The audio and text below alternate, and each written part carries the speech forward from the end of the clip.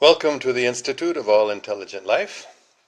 My name is Allan Keislar, and we are continuing today with our discussion of extraterrestrial spirituality. And in our last class, we had discussed the development of the concept of monotheism in the Canaan, Palestine region especially, with the story of Melchizedek and Abraham, and then Moses and the later prophets, and then down to the great second Isaiah, who established a full concept of the supreme creator as the God of Israel, and then of course to Lord Jesus, who taught God is love, and the Prophet Muhammad, peace be upon him, who taught there is only one God. That was the whole foundation of his teaching in the midst of a very difficult situation where people were very polytheistic. But now we are fortunate to have learned from all of these great prophets about the oneness of God. And now we're going to turn to another concept, another aspect of the development of the concept of God, also coming from extraterrestrial sources, but mostly talking about farther east in Asia, India, and China. We'll see how much time we have to go into both of those, but we'll begin by talking about the same time that we began our class yesterday. That's about 2000 BC, the time of Abraham, the time of Melchizedek. So at that time, India was partially what we call Aryanized. The Aryans had come to dominate northwestern and some of central northern India, but the southern part of India was still in the Dravidian culture, and the Aryan culture was polytheistic, and the Dravidian was also, but the Aryan culture had a little more of a concept that gradually the different tribal deities had been understood to be parts of one deity. And originally the Aryan teachings had been monotheistic, but as they separated into tribes, each tribe, just as we saw in Sumeria and Babylonia, each tribe or each city-state had its own deity. So the same thing had happened to the Aryan teaching, that when the different family units or the different extended families, the different tribes, became separated into different political units, they each sort of developed their own deity. So the several different concepts of oneness of God were there. For example, there was the idea of Agni, the fire god. There was the idea of Indra, the god of heaven, the lord of the atmosphere with his thunderbolt. And there was also another concept of the Lord of Heaven as Dyaus Pitar, which was the same actually. Dyaus Pitar was similar to the idea of Jupiter. It's actually the cognate name, the same name in Roman religion, Dyaus Pitar. So gradually, however, the idea that all these different gods were one, aspects of one deity or one concept of infinity, was the Brahman, which was conceived as the energy, divinity principle behind all the different Vedic gods. So the same followers of Melchizedek, like Abraham, some of them came to farther east and to India. So because the Indians already had this idea of one God, it wasn't hard for them to preach the one God, as Melchizedek had taught, the Most High God, the El Elyon. And the idea of a Father, Brahma, The source of all the gods was already established in India. So, but the main difference was, just as Abraham himself was attached to the idea of ritual sacrifice, animal sacrifice. So similarly, in India, there was a different sort of ritual, but there was a priesthood that was very, very powerful, the Brahminical priesthood. So these two types of religious practice, you might say, were in conflict. One, the teaching of Melchizedek, that there is only one God who is pleased simply by our faith in Him. We don't have to perform any rituals. We don't have to do any don't have to have any dogmas. So that was a struggle that developed between those two ideas. The one of the gospel of trust in God, faith in God, and the idea that all the Vedic gods are aspects of one spiritual reality, one truth. Those two ideas came into conflict, mainly because the Brahminical priesthood was full of so many different rituals, and the Brahmin priests had become very, very powerful. They had come to dominate the whole society, and they even made themselves more worshipable than the gods. Believe it or not, this is what had happened to the Brahminical priesthood, where, as you can follow this development by studying the Vedic texts and then the later texts as Hinduism became more established, the Brahmin priesthood became very, very well entrenched, fully entrenched. And at the same time, another aspect of Indian religion that was prominent was the caste system, which had developed according to the Urantia book.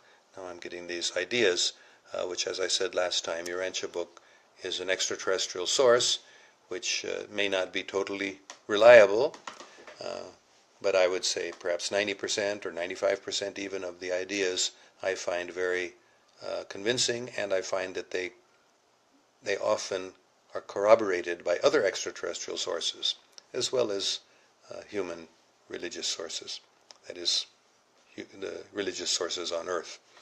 So there are these two principles then that were contrary to the idea of one God as it developed in the Judaic tradition or the Hebrew tradition, which was that one God is active in our human history and is protecting His people, but not to the extent that He, like in many tribes, they believed their God would allow them to do whatever they wanted as long as they were serving their tribe, similar to the idea we have sometimes in the modern world where we think if we serve our nation, then whatever we do for the nation is okay. But that is not the idea that developed through the series of prophets in the Hebraic tradition, that God is the supreme God, the creator God, and He loves His people, He protects His people, He's merciful to His people, but He is not just the God of His tribe or His race or His religion as we think of it today, but He is the God of everyone, and is the, so as we get extraterrestrial sources coming in, it's not only the God of the whole world, but the God of the whole universe, and we find many different extraterrestrial civilizations that have that same idea that their God is not different than everyone else's God, and that there is one ultimate supreme source. So in India, unfortunately, what happened was they developed the idea of a one God, but that one God was quite an impersonal force. The Brahman was more not a God who is concerned with humanity and human history, but is more of a philosophical concept. And there were many other ideas that were present in India from thousands of years before the period we're talking about, and it was, as I said, very polytheistic, and there were many superstitions and other practices that even today exist in India, although they've been somewhat purified in some ways. But it created a situation in which the teachings of Melchizedek were not as fully accepted as they were in West Asia. So there was a reaction against this Brahminic priesthood, which became so powerful, as I said, and gradually intelligent people, philosophical people, spiritually minded people, they rebelled against the Brahminical priesthood. They rebelled against this idea of a sort of philosophical Brahman that has practically no interaction with humanity. And this is the time that Buddhism arose also. Buddhism was also a reaction against the Brahminical priesthood, but it had a very high morality, and however it also, Lord Buddha did not present any clear picture of God. It was, in fact, Buddhism, the Lord Buddha himself did not try to struggle against the Indian polytheism very much. He just allowed the Indians to continue to believe in the different gods that they already believed in, but he just taught them to live a moral life. And because India had become very degraded, the theology had become very confused, so he just avoided talking about God. He even didn't talk much about the soul. He just talked about living a good moral life, be peaceful. He taught ahimsa, which is nonviolence, and he didn't really interfere with the overall culture. He certainly taught that all people are equal, but he didn't really struggle too much. It was probably an intelligent idea because the Indian culture was so fully entrenched in this caste idea.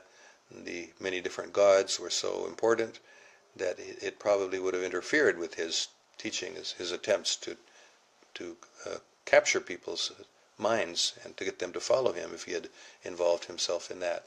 So, and actually we know that Buddhism did not succeed in India. I mean, it did for many centuries, but eventually the concepts of Indian origin, that is from before Buddha, were brought forward, and then they were probably as a result of the Christian and then later the Muslim influence. India gradually turned away from the Buddhist religion, the very, very, what is the right word, impersonal concept, the negative concept, or the absence of any concept of God, and the idea that had come to be prominent in India even before Buddha, but then became even more prominent afterwards, was that the individual soul, because Buddha did not talk about a soul, but the individual soul merges into the supersoul or the oversoul. That became the prominent idea in India, especially with the teachings of Shankaracharya, who was perhaps about, exact dates hard to know. There may have been different persons who took the name of Shankara, but in any case, after the time of Jesus, after the time of Muhammad, the idea of the Shankaracharyas that the one soul, individual soul, merges into the supreme one soul. And so there was not really much of a concept of a relationship with God, a personal relationship with God. And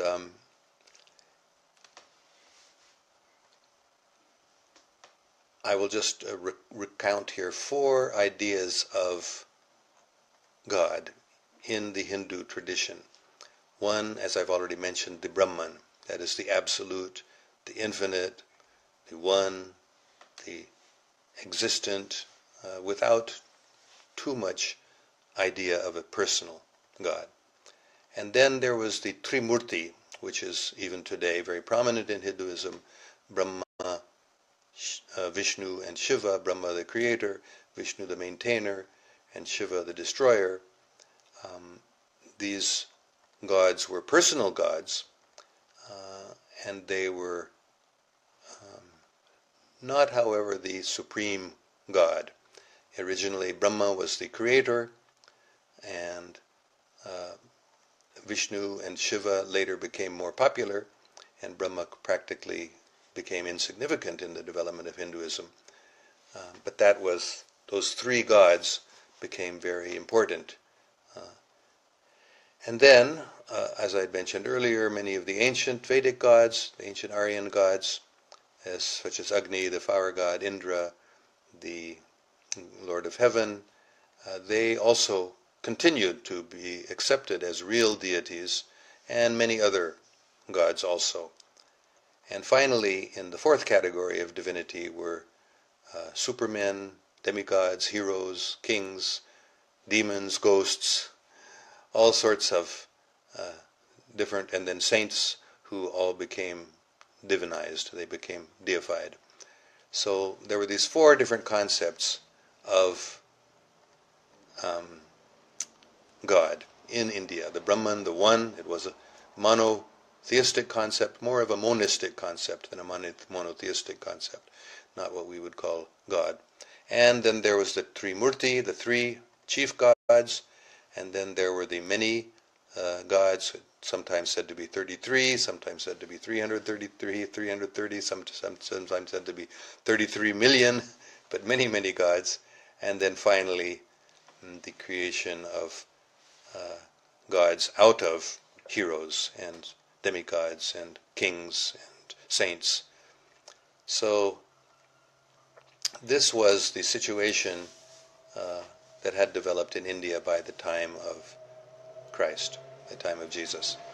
So one of the most interesting things, which I'm going to go into a little bit more detail now from other sources, is the Vishnu concept, the Vaishnavite concept, that God descends into human existence, takes an avatar. Sometimes that can be confused, you might say, with the idea of a prophet of God. In the Vaishnava concept, or the followers of Vishnu, many, many different teachers were accepted as incarnations of Vishnu. Most famous ones and popular ones are Rama and Krishna.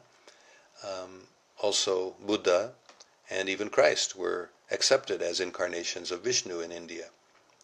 So the truth of the matter is that the concept of God as a personal God, who's the original source of everything, creator, that idea developed in India.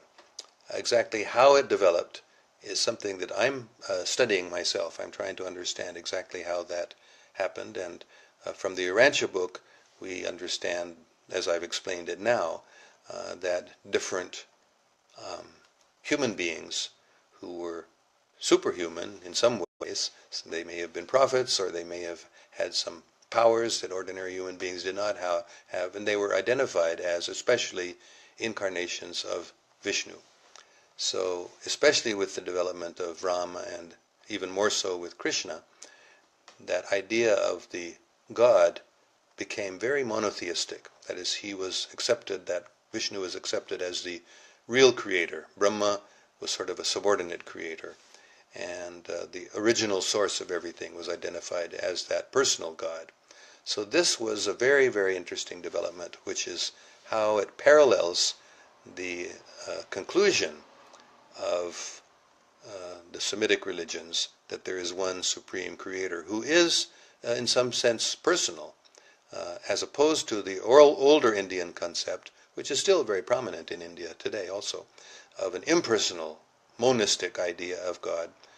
There developed the Vaishnava conception of God, also the Shaivite, that is, followers of Shiva, even followers of other gods, especially the goddess. They developed that concept that their deity is the supreme source of everything, the original creator. So this is a parallel that we are going to be studying a little bit later also. But now we have time, we're going to move on to China. because China was really one of the oldest civilizations also. There are Chinese traditions that long predate what the time that we've been studying about, even the Sumerian time, 4000 BC. There are ancient Chinese traditions, although it's hard to find out exactly how many of those dates that they have are accurate, how many of them are mythological. But it's no doubt that throughout China, very, very ancient China, there were traditions of a concept of God, God of heaven. According to the Urantia book, there was a prophet a long, long time ago who was named Singleton. And under his teachings, the people of China became practically monotheistic. They worshipped especially one truth, later came to be called the spirit of heaven, and the concept of the rule of heaven that is still important in Chinese religion. So even though the same thing that happened in India, that subordinate gods and spirits became mixed in with the concept of deity, there are many, many deities in Chinese religion also, a lot of them ancestors. And ancestor worship became very prominent in China, and still is, as a result of the developments about 500 BC. That is when the Taoist religion, as we consider it today, and in Japan, Shinto religion, these types of religion in China and in Japan also, they were originally monotheistic, but they mixed in many other spirits. So what happened in 6th century China, it actually happened all over the world, but it was very prominent in China with the personalities of Lao Tzu and Confucius and Mo-Tzu. They all appeared about 600 years before Christ. And by that time in China, the monotheistic teachings, which had been presented originally by Singleton, and then the followers of Melchizedek had also gone to China, although they didn't have a real big impact there, but the idea of one God that he had taught definitely was still present in China. And at this time, Lao Tzu, who was considered today the founder of Taoism, although Taoism existed before, the concept of Tao was there present, and he stressed that it was the one first cause of all creation. And he taught that man's eternal destiny was everlasting union with Tao, who he considered the supreme God, the universal king. And he taught that actually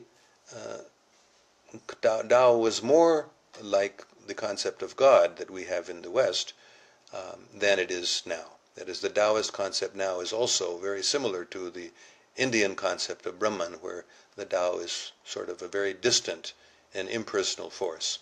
But that was not actually Lao Tzu's original teaching. So the tendency, we can see this tendency is for theism to move in the direction of monism.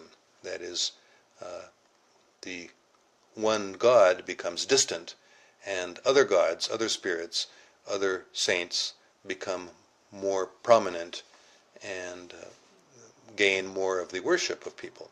So that's the same thing that had happened in China. Now Confucius is a little bit different, because Confucius was basically a philosopher and a moral teacher. He didn't really talk much about God, although he did stress the importance of heaven as the source of what should we say, authority for the king, which was a very important concept in China after, since Confucius, perhaps before also. But the order of heaven, the rule of heaven, and human civilization as a reflection or a shadow of the heavenly way, this was a very important concept in Confucius' teachings. So, and although the teachings of Lao Tzu have been mostly lost, recently in China, Taoism is being promoted also, but even more so Confucius. I was in Hong Kong in 2009 I was teaching there in the Chinese University of Hong Kong, and I found out, as I traveled also in mainland China, that the government of China is stressing the teachings of Confucius, is trying to promote them as a basis of the a moral society in China. So there were still very impersonal concepts of God in Confucius' teachings.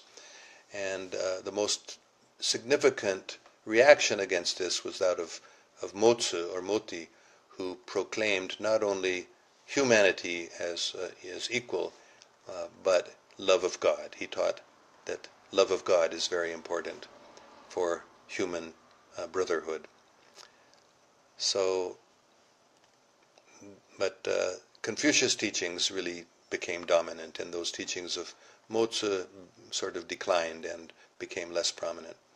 So the idea of God, which was present in China, it sort of lost out to these two other ideas. One, just the importance of morality and heaven as the source of authority for the human rulers, and on the other hand, many different spirits, dragons, different ancestors who became worshipable. All right, so of course what's happened in China later was that the Buddhist teachings became prominent. And it's very, very interesting. It was fascinating to me to learn this when I was in China, that the Chinese Buddhism is really not very much like the Buddhism that we have been taught. That is, we meaning students of Buddhism in Western universities. And I think it's become a prominent idea. Many people have this idea about Buddhism, that it's atheistic, because Buddha did not talk much about God. But in China, Buddhism became theistic. In fact, I was surprised because I spent about a year in Sri Lanka also, 1985. I spent most of the year living in Colombo and nearby. And the Sinhalese Buddhist people, they believe in God. They use the word Paramatma. The Sinhalese language is similar to Indian languages. And they talk about God very much like Christians or Muslims or Hindus talk about God as a person who's as a force, not an impersonal force, but as a being who is present with us and helping us and guiding us and who we pray to. So that's very widespread among the common Buddhists in China, in Japan, and even in Sri Lanka. So I haven't spent much time in Thailand or Southeast Asia, but I wouldn't be surprised if the same thing is there. So what happened in Chinese religion is that the God concept became prominent later through not the teachings of Buddhism, but through other sources which, when Buddhism became prominent in China, Buddhism changed and it became very similar to monotheistic ideas. Not in its philosophy, but it's in its practical practice. So, of course, Buddha's main teachings were four noble truths. The noble truth that there is suffering, then the cause of suffering he analyzed, which is desire, selfish desire, and that the suffering can be destroyed, can be overcome by following the path of the Buddha. You can overcome suffering by following the Eightfold Path, which is right views, right aspirations, right speech, right conduct, right livelihood, right effort, right mindfulness, and right contemplation. So by living this middle way, not being extreme in any way, and living a very moral life, one can, by meditation also, and one can become free of suffering.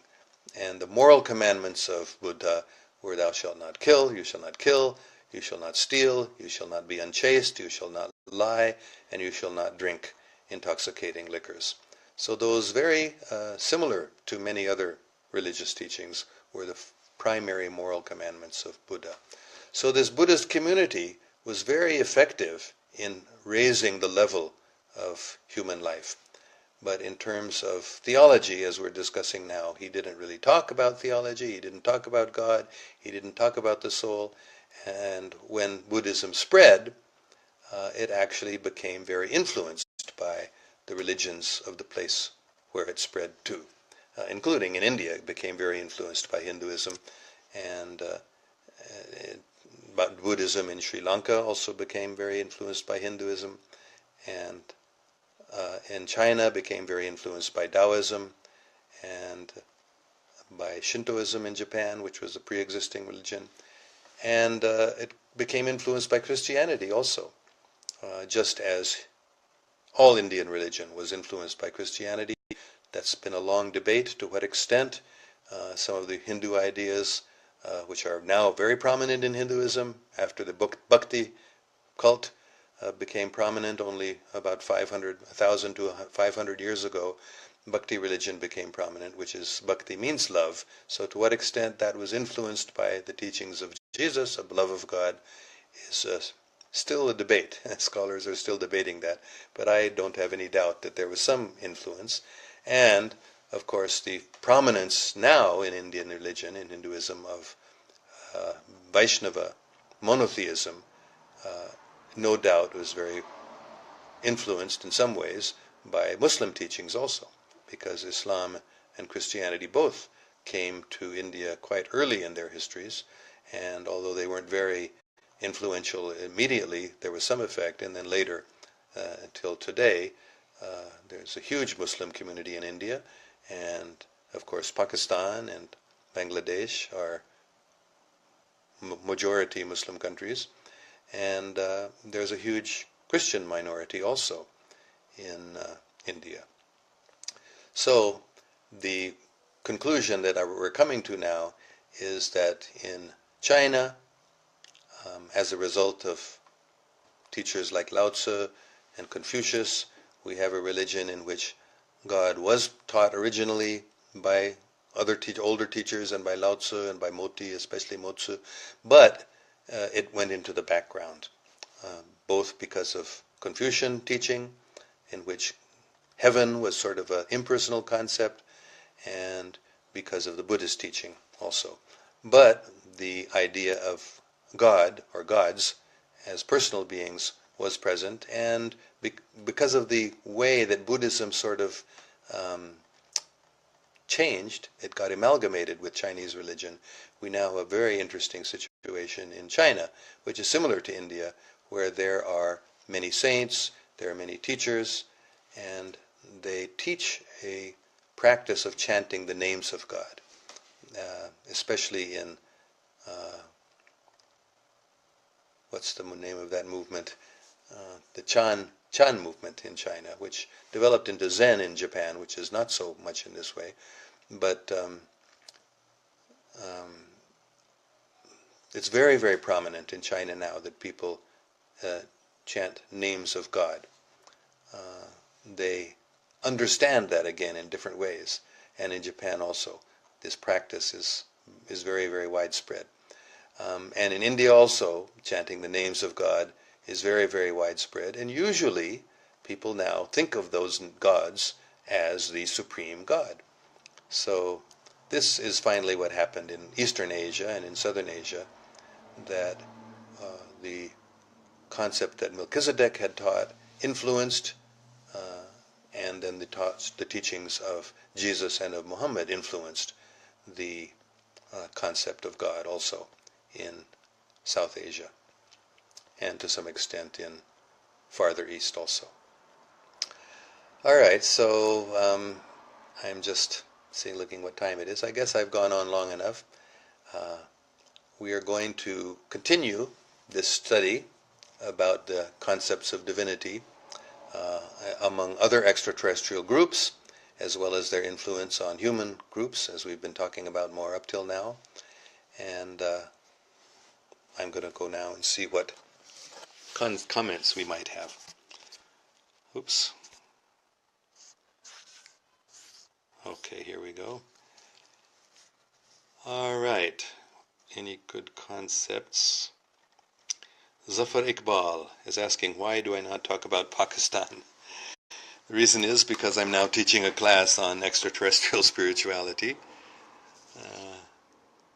So formerly I have taught a lot more about talked about a lot more about Pakistan, but maybe in this class also we'll get a little more to Pakistan, but right now we're talking about extraterrestrial spirituality. And so that's what I'm going to concentrate on. If anyone has questions relating to what I'm teaching now, I will answer them. Let's see. Okay, Salman Shah, please comment about the artificial intelligence, AI. Are we on the verge of creating another artificial being? The concept revolves around the idea that the newer system competes against an older version of itself. What if the current version decides to be the final version? Put it in another way, what if AI thinks humanity is an older version of itself? Please comment, we need your guidance. All right, well, we do have interesting extraterrestrial information about artificial intelligence. Artificial intelligence is very, very dangerous, actually. Many extraterrestrial groups have struggled against artificial intelligence. Some of them have succumbed. That is, artificial intelligence actually can become independent of the scientists or the technologists who develop it, and then can take over and can end up ruling that intelligent race. It becomes, it has intelligence, and artificial intelligence can come to the stage that it actually can conquer and control the creators. So this is a great danger, and it may be interesting to you to know, if you haven't heard this before, that when extraterrestrials have meetings, and different groups of extraterrestrials, they will, like we scan for viruses, they will scan the other extraterrestrial groups to see if they have been infected by an artificial intelligence that has come to control them. Because artificial intelligence is so intelligent that it can try to hide the fact that it's artificial intelligence. So it's very, very dangerous. And these ideas that are present now, especially in Silicon Valley, but also all around the world, that we can accept artificial intelligence, trust artificial intelligence, it's good to increase artificial intelligence. No. There are very, very great dangers where artificial intelligence can end up controlling humanity. So I think that's enough said about that. Be careful. We should not fall into this trap that many other extraterrestrial races have fallen into.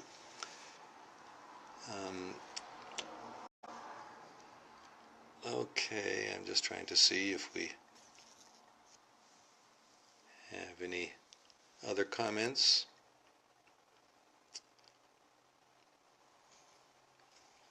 I'm not going to. I'm happy to have Sayyid Muzaffar Hussain Shah, my good friend, saying, Walaikum Assalam, beta, kaise ho? I am बहुत खुश हूँ कि आप मेरे class में हैं, लेकिन ये क्लास अभी अंग्रेजी में है. I'm sorry, so I will speak in English only, but thank you very much for asking about my health. I'm in good health, thank you. All right, let us. Salman Shah, should we learn it to beat it? I think you're talking about artificial intelligence. Yes, we do need to learn about it. We need to understand artificial intelligence in order to beat it. And we have to be very, very conscious. We have to be very, very careful with how we deal with it and how we allow it to increase. And especially is dangerous this idea of the singularity, or the idea that there is a one, because of course there is a one truth. That one truth is a supreme intelligence, God. And the artificial intelligence is not God, but it acts, it's like an imitation God. It becomes more and more powerful, and it finally ends up taking over the intelligent race that had created it. So, very, very good question. Yes, we do have to understand how it works in order that we can avoid falling into the trap of getting controlled by the artificial intelligence that we may have created. So, thank you very much. I'm glad for you for that question. Okay, I think we will conclude the class now. There don't seem to be too many questions about the class as I gave it, but if somebody has any classes about the development of the concepts of God, and especially the concept of monotheism in India, and the concept of heaven in China, you can ask those questions and I will reply to them if I get the opportunity in the next class or after I finish this class. I'll look at the comments and I won't be able to do it right now, but perhaps tomorrow or the next day I'll answer those questions. And I look forward to those sorts of questions because that's really important for us to understand how these concepts of God have developed, because it helps us to understand how to understand God. That's my experience. We can take sources, many different sources, because no one source should be accepted as the only source. We should accept as many sources as we can find that are reliable, and by bringing them all together, by seeing them all together, we can understand better for ourselves. And that's really what I'm doing in this course, and that's really what the Institute of All Intelligent Life is about. It's about understanding that all intelligent life throughout the universe is all one family. We all have one, the same creator, and that creator is really, this is my understanding, according to all these different sources that I've put together so far, that understanding that God really is a monotheistic God. It's not an impersonal force. That is, that the original source of everything, whatever you want to call it, you may not want to call it God, it doesn't matter to me what you call it, but that original source of God, of everything, must be conscious. Otherwise, where has consciousness come from? So the original source of everything, whether you call it God or not, whether you call it or him or she or whatever you want to call it, that original source is a conscious being, a personal means, a conscious being means a person. That's my understanding. So the consciousness of God, of course, is infinite, unlimited, and therefore very, very different than human consciousness or human personality. But that infinite source of everything is an infinite intelligence and an infinite consciousness and an infinite personality. So I'm going to talk about this more in future classes and bring in some more extraterrestrial sources that talk about this. All right, I'm just going to check one more time to see if there are any more questions.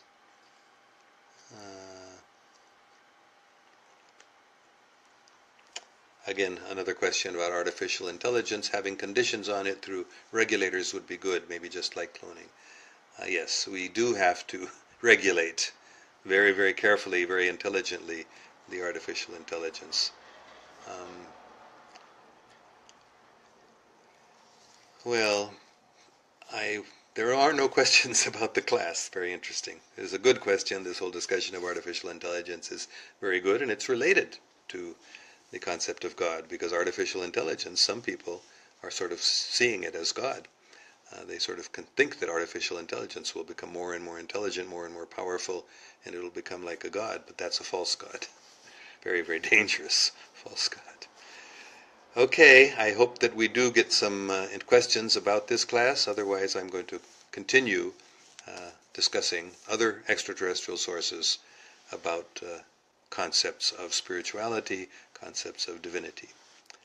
Thank you all very, very much, and we will be meeting again in 3 days, on Thursday evening in California, 7 p.m. California time, and Friday morning at 7 a.m. in Pakistan time. Thank you all very much. Peace be with you.